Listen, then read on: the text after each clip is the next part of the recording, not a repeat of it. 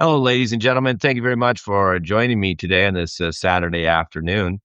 This is the first episode of my future weekly podcast where we're going to answer a lot more questions and be more conversational than my past, where I was doing webinars. People have asked me to continue the webinar, so I probably will go back to doing webinars on Thursday evenings as well. But I like this more open forum environment for podcasts where you can ask more questions. So feel free to do so.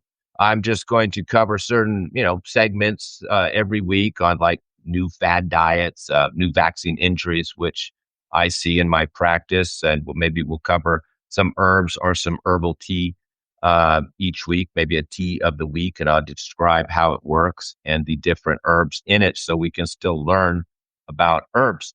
And basically, this podcast is paid for and sponsored by herbmanteas.com. So if you have any health condition, please go to herbmanteas.com and you can use the coupon code POD10 off, and you will get 10% off any product on Herb Teas. We'll put that in the link in the below. So, and I'll be just waiting for your questions here. But I'd like to start off with one of my favorite subjects and talk about the rampant problem we have today in healthcare of following fads. And we see that the amount of fad diets, fad treatments has increased, not decreased. I call it Instagram healthcare because people are looking at Instagram unknowledgeable of who is presenting the information, and then they follow it. So I see this every day with my patients, including the last two I had today. Both were doing mushroom coffee and thought mushrooms were a cure-all, and both of them love chocolate and think that chocolate is a superfood, taking magnesium. And that was just two people today. So it's pretty prevalent that people are being influenced by advertisements. Like the one client I had today, we were just kind of talking about this subject, and she says, yeah, people are not following health advice, they're following advertisements. So, and she's right, because you see the advertisement that says, chocolate, dark chocolates, high in magnesium, high in antioxidants. And then you click on the link and you buy it. Well, that was an advertisement. You see the link that says, mushrooms are, scientifically proven to treat all these health conditions. And then you click on it and you buy it, but it was an advertisement, just wasn't. It was disguised as health advice. So this is, I would say, almost people's number one problem with their health today, at least those people who are, looking for alternatives, trying to avoid medication and looking for more natural ways to treat themselves. Their biggest obstacle is the false information that's out there. And most of it is not like people lying, it's people advertising. And you're just following the advertisements. And we know there's a long history of fad diets out there. I mean, there's been goji berries. There's been manuka honey, where people were paying $60 a jar for manuka honey. And we can even think back a few years ago, everybody and their brother was doing turmeric capsules. Well, that's kind of gone. I mean, they did CBD for a while, and that's kind of faded. But now everybody, I'd say 70-80% of all my clients are doing mushrooms in one form or another. And we're not saying that goji berries, honey, or mushrooms are unhealthy, but we're saying they do have certain uses. All these mushrooms, cordyceps, reishi, chaga, all have different benefits. And, there's no need to be mixing them all together and having five in one shot when you don't even know what they're good for. And then having them with coffee, which is really kind of absurd because people are taking them to build their immunity or reduce inflammation. And the coffee is very inflammatory in itself. And people are mixing coffee and mushrooms together very blindly. I like to say that it's the blind leading the blind on the internet. You really have to, I would say, more than just be careful. You really just have to stop following it. You should really only read things that you know who the author is. And people send me links all the time, and I go look at the bottom of the link to see who the author is. And okay, I see the woman's name. It doesn't say much about her. So I copy the name, go post it in the internet and Google and see who she is. And a lot of times she's just an English major, 22 years old, writing articles. And now people are just following this advice. So my advice for healthcare is, pick the author first.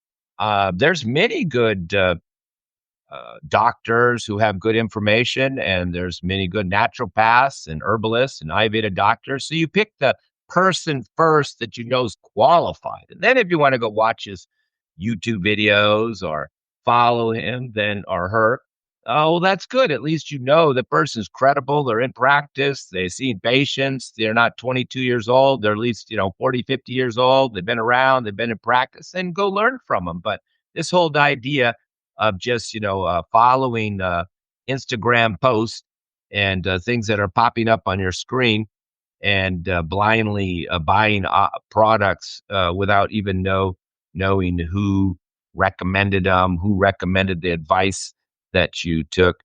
This is really creating more additional health problems. And we can go on this uh, fad craze, which is ruining people's health by look at the keto diet. This is the killer diet, very unhealthy. And even medical doctors who are my patients, they all agree this keto is a disaster. One area that me and medical doctors really agree on, because ketosis is actually considered a dangerous state, and people pass out. And I had somebody who worked in the ER in Los Angeles, and they said they have to, all these people that pass out, they have to ask the family member if they're on the keto diet. It's like one of their standard questions if they have people who have fainted. Are you doing the keto diet? I mean, it's now in their questioning to determine what's happened in a case. So medical people really, particularly in the emergency room, really dislike this keto diet, and it's a fad. And now, of course, we have the carnivore diet, maybe the king of the fad diets. And if you get the feedback from the people who have tried these diets, a lot of them say they got diarrhea, which is one of the most common problems. And if you read about it, they get kind of a black tarry diarrhea as well. But these carnivore diets, there's a little spin-off of them now, and it's called the no vegetable diet, which is a prediction I made years ago that when fruit became bad, and by the way, that's a current fad that all fruit has sugar, all fruit's bad. So about 20, 30% of my clients are afraid to eat an apple now. Another bad influence of the internet, because you don't really want to leave off a whole food group. But years ago, I said, hey, we left off grains. They're bad. First, we started with wheat, then all grains. And meat's kind of gone out the door. People have really overeaten it. It's true. And then dairy, gone. All dairy's bad. So, and then recently we did fruit. Fruit's all bad. So I made a prediction that someday there'll be a no vegetarian diet. And yes, now it has appeared. It comes a little bit from the carnivore diet spin-off. And apparently they say their justification is that all vegetables have carcinogens. And I find a lot of these fad diets are coming from the gym. These keto diets, carnivore diets. I mean, these are muscle building guys, affectionately we can call meatheads, who have come up with these methodologies to build more muscle and to be ripped. They have no interest really in being healthy. They just want to have the great physique, no different than a woman that doesn't care about her health. It just wants to be skinny. It's the same mentality. It's all based on, looking good and not actually being healthy. And we know many of these keto following muscle building characters end up with kidney failure and gout from the high uric acid. But kidney failure, I get people with kidney failure on a regular basis in their 30s and early 40s, and they've been on this high protein, all meat, eggs, protein powder diet for years. And hey, they got the muscles, but the kidneys are failing. And that pretty much can shorten your life, because even if you go on dialysis, you won't last long. So you have to really think about taking advice from bodybuilders. Probably your worst place to take health advice from, is a gym.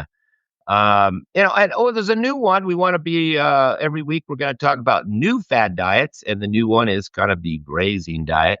Maybe they think we're the same as a cow, and we have two intestines, and we can graze all day. But unfortunately, humans cannot. But the grazing diet is like nuts, protein powders, and all day long. And this is, of course, a disaster, as we know. All healthcare systems, Ayurvedic, ancient Greek, Hippocrates, Chinese, everybody knows that grazing is very unhealthy.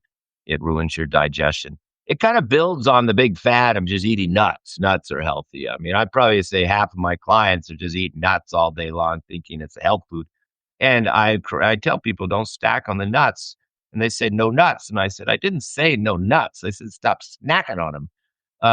So if you're a skinny person and you want to put on some weight, okay, have some nuts with your meal. But snacking on them, whether you're thin or overweight, particularly if you're overweight, it's going to put on weight. In fact, people tell me all the time, I lost a couple pounds just stopping the snacking. And they weren't even that overweight, but people who are overweight, snacking on nuts, protein bars, they're ruining their digestion, putting on more fat. Um, so let's shoot me off some questions because I can just keep going on these fad diets all day.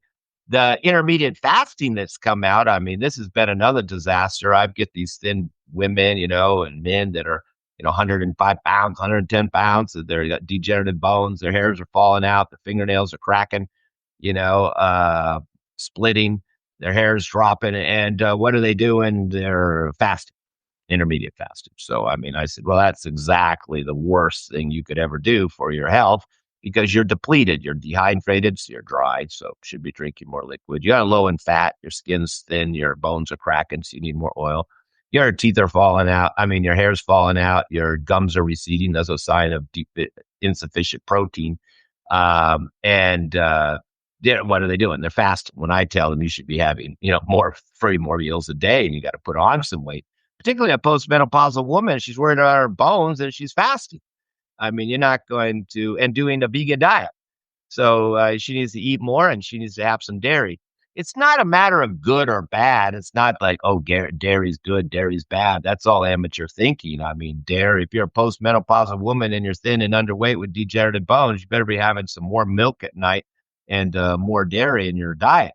Particularly if you're vegetarian, you need that extra source of uh, you know, we could say vitamin D and other nutrients from the dairy. So the vegan diet is also an old disaster, and people keep sticking to it until again their hair falls out. And for many women, young women, their period just stops from the vegan diet. But hey, they stay thin and they fit in that old bikini that they had when they were 18. And I think that's what's important to them. But that has nothing to do with health. So please, folks, be cautious of following information online. Particularly, we call it Instagram healthcare, where you just start, seeing all these little pop-ups of mud coffee, because that's how mud coffee made its success was Instagram. It's being studied, as a great success from an advertiser's point of view, uh, because it was so successful converting people over for a very low cost of just buying Instagram ads. It's the same with the chocolate. It all came from original advertisers. The avocado guy, he promoted the chocolate in his he was a salesperson for the superfood company, and they had a chocolate one, and he talked about all the benefits of magnesium and then chocolate nibs, and people are still blindly taking chocolate. Even the dark chocolate, a chocolate bean in itself is inflammatory. So, it's aggravating people's inflammation and pain. So, any questions there about fad diets? I'll be happy to shoot them down for you. But, they're very easy to disprove because everybody's very different. You can't go out and preach a diet to the whole world and think it's correct. I mean, you have some people are overweight, some people are thin, some people are cold, some people are dry. Some people, can't wake up in the morning. Some people have insomnia. Some people live in cold weather. Some people live in hot weather. So there's no way you can tell everybody to follow a diet. you really have to meet people individually and see what's happening with their health, see where they live, see what they've been eating, see what their health conditions are, and then you can adjust accordingly. So all diets basically are fads. We have a question here. Thank you very much. Smoothies. Oh boy, you got me going now. That was the perfect question to fire me up. Smoothies. Oh, we know now. Maybe some of you listeners are smoothie addicts, and are for people who are trying to go initially, they're trying to be healthy. Of course, they get rid of the junk food, the fast food, and all that stuff, which is a good move. We should do it. Then they make another move. They drop the alcohol, they drop the smoking, cigarettes. That they add on, they try to like do something positive instead of just getting rid of the junk food. They, throw in the smoothie. And then what do they put in the smoothie? Well, everything that's popular. They got, you could throw in goji berries, coconut oil, manuka honey. What else is fad now? Turmeric powder. You can just throw just about everything in these smoothies, and of course, some frozen berries, some ice, and of course, kale. That was a big fad for a while, the kale smoothies, until it gave people IBS and they were bleeding out their colon, and that stopped a lot of people. I got a lot of IBS cases from the raw kale smoothies. But these smoothies, oh my God, they're a disaster to your health. One, there's many reasons we could go on why they're so unhealthy, but one, the biggest problem is the cold. All cold food, particularly if you take it frozen berries and you put those in there, cold has always been unhealthy for your health. It lowers your body temperature, it ruins your digestion, it coagulates all of the endocrine glands, and it even lowers your thyroid output because the proximity to the thyroid to your esophagus. So even your thyroid numbers can be lower if you're having a lot of cold foods, cold drinks, ice cream. Then you go to the doctor and it is, hey, your T3, your T4 is low. Here, take some, your TSH is a little high here. You must have low thyroid. Take some of this thyroid medication here, thyroid replacement therapy. And it all came from them having cold food because I've treated it many times. This isn't a theory. I've told people stop the ice cream, stop the cold smoothie, stop the cold drinks, eat warm food, and to go back and get tested again. And their thyroid numbers were fine. So, and that's only the tip of the iceberg of the problems of these smoothies. The other one, of course, is the horrible food combining. And that's why people aren't hungry all day, is they generally are clogging up their system. The cold also clogs up your lymphatic system, thickens your blood, is a big burden for your whole digestive system because the digestive system needs to warm things up and, create acidity and break down these proteins. But yeah, the other big problem, of course, is the food combining disaster. We all know if we had studied any type of nutritional science from Ayurveda to Hippocrates to Chinese to even a naturopath in his first year study will learn that you don't mix fruits and vegetables together. Maybe a little bit of fruit, like little dried raisins, little dried mango, and your oatmeal's not the end of the world. But when you start putting kale plus strawberries together, you're really breaking the general food combining guideline of don't mix a juicy fruit with vegetables. And then, of course, you don't have fruit with protein, and they're throwing in protein powder, and you don't have fruit with oil, and they're throwing in oil. So many people had felt that these smoothies were just like, oh, I don't feel hungry all day. Well, that's because you just like clogged up your entire system. It took your body a whole day just to recover. And now, of course, people throw everything in there.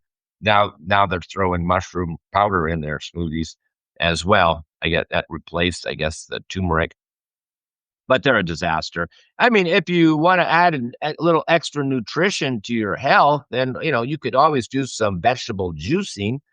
If you're a depleted, weak, underweight person, you could do carrots. And if you're cold, you could do some ginger in there. If you're overweight, you won't want to do a lot of carrots and beets because they're kind of sweet. Then you can do like leafy greens, spinach, kale, cilantro. So you can make a vegetable juice that can be very beneficial. A lot of vitamins in there. You're able to absorb them very quickly. So there's the benefits in the vegetable juice. But once you start throwing in the frozen blueberries and the protein powders, and all of the other supplements that you've picked up online, then you create a big giant mess. So there's absolutely no use in taking these smoothies. In fact, if you go to an herbalist like myself, he's going to give you herbs to say, hey, maybe, for your kidney failure or your urinary tract, you need to drink it in a tea. Maybe for your constipation, you need to have it at night. For your gas and bloating, you need to have it after meals. So just taking a bunch of smooth herbs, then throwing them in a smoothie and chucking them down in the morning with a bunch of fruit, protein powders, uh, it's not the proper way to take herbs as well. And a lot of people have come back to me on the second appointment who were coming to me with gas, bloating, constipation. And I said, how'd it go with my herbs? Because I give them herbs for gas, bloating, and constipation. And they say, you know what? The herbs helped, but it got better almost immediately after I stopped the smoothie. We get many, what do you call it, face palms, where the people are like, I can't believe I did that smoothie for 4 years and you told me to stop it. And suddenly my appetite is better because you want an appetite. You don't want to snuff out your appetite. You're trying to get nutrition in. So, snuffing out your appetite with a big clogging cold drink is not really the way to lose weight. We can see that all the time with people saying, hey, I've been trying everything. I'm even doing all I have is a smoothie every morning and I'm still gaining weight. So, it doesn't work. And probably because they're not even absorbing most of those nutrients. And then at night they get famished because they haven't eaten all day, and then they pig out in the evening, the worst time to eat. It's always better to front load your food. You're supposed to eat first, then exercise and go about your day, not fast all day like this intermediate fasting fad, and then pig out at 5 o'clock at night. You're supposed to front load it. Yeah, you fill the gas up first, then you drive. You don't drive all day and then put gas in the car, and you don't eat fast all day and then eat at the end of the day and then go to sleep. It's just going to be weight gaining. You got to eat in the morning when you're hungry, and then you can use up these quote calories during the day, and this is a much safer and faster, a more natural way of going. So if you're hungry in the morning, you should eat in the morning. You shouldn't be fasting. If you're not hungry till 11 or 12 o'clock, you shouldn't be eating until 11 or 12 o'clock. So, um, I hope that give you some, better idea. It doesn't mean that some of those ingredients in your smoothie are necessarily bad. It's just throwing them all together in that form is probably going to make it undigestible and just not effective, particularly if it's cold.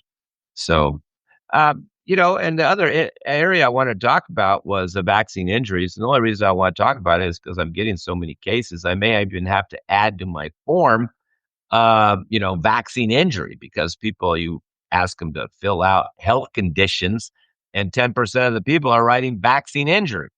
So, this is a big subject for people.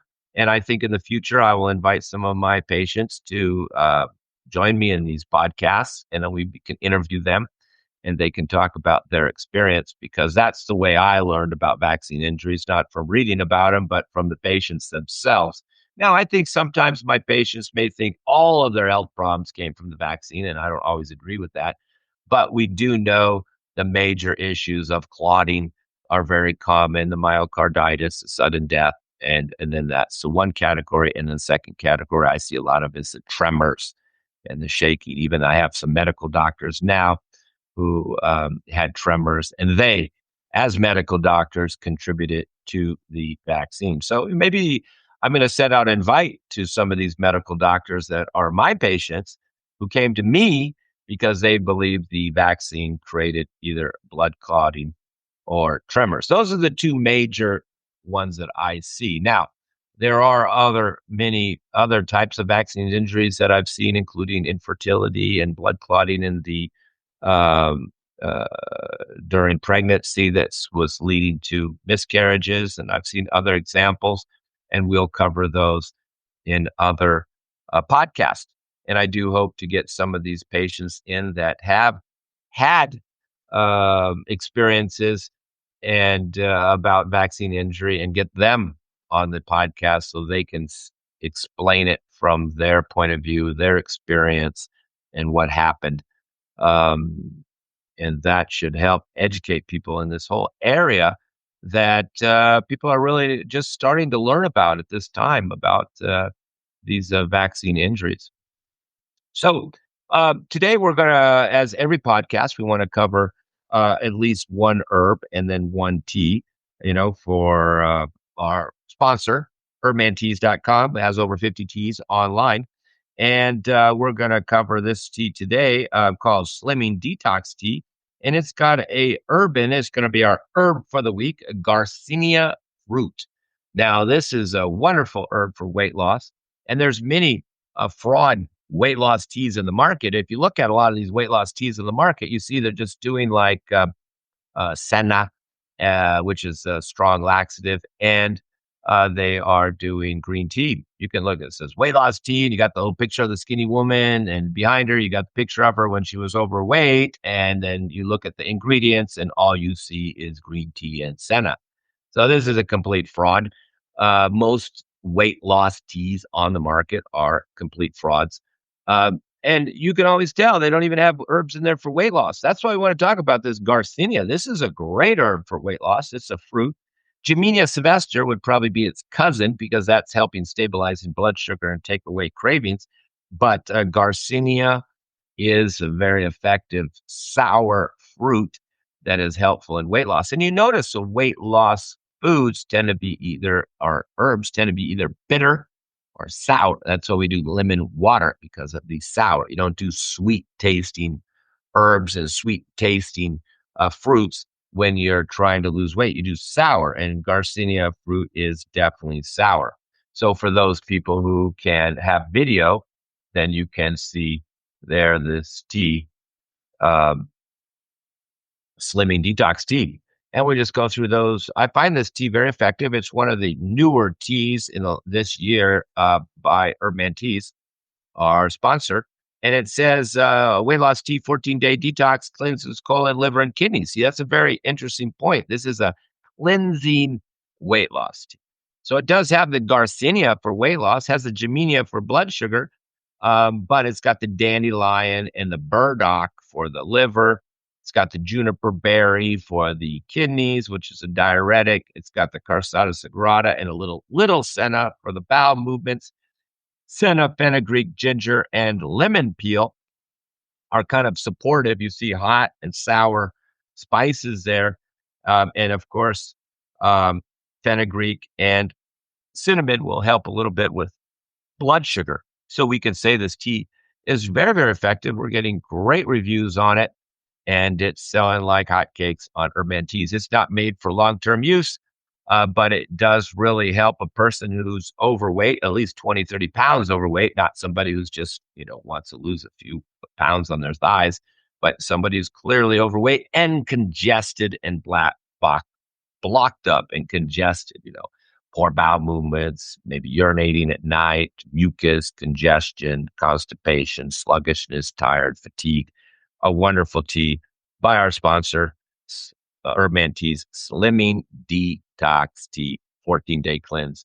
So I hope that helped you understand the power of those herbs, that particular formula. And every week we will cover a new tea and we will cover new subjects. Hopefully, we can get some guests on here who can talk about their health conditions and how they recovered from herbal remedies. And hopefully, we can get some guests on here who had vaccine injuries who want to share with us. So, if you are in that category, you are my patient, and I've treated you in the past, and you'd like to talk about it on the podcast and have me interview you, then please contact me. And if you're one of my patients who's had a vaccine injury and you'd like to educate other people about that, please contact me. It's not necessary to provide your full name. We can just ask you questions on the podcast. But I do hope you benefited from this bit of information about fad diets and about the importance of getting good health advice and not taking your health advice from the internet, and try to maybe go towards books, at least go to reliable people that you know that are actually in practice, and be very careful of advertisements posing as health advice. All right. Thank you very much, ladies and gentlemen. We wish you the best of health. And we hope to see you every Saturday. Please invite your friends to the podcast. We want to get this going. We want to get the numbers up there. And we will share this video. All my clients and people on my mailing list will get a copy and it will be sent out to different podcast apps. Please share it with others. Thank you very much, ladies and gentlemen. We hope to see you next Saturday.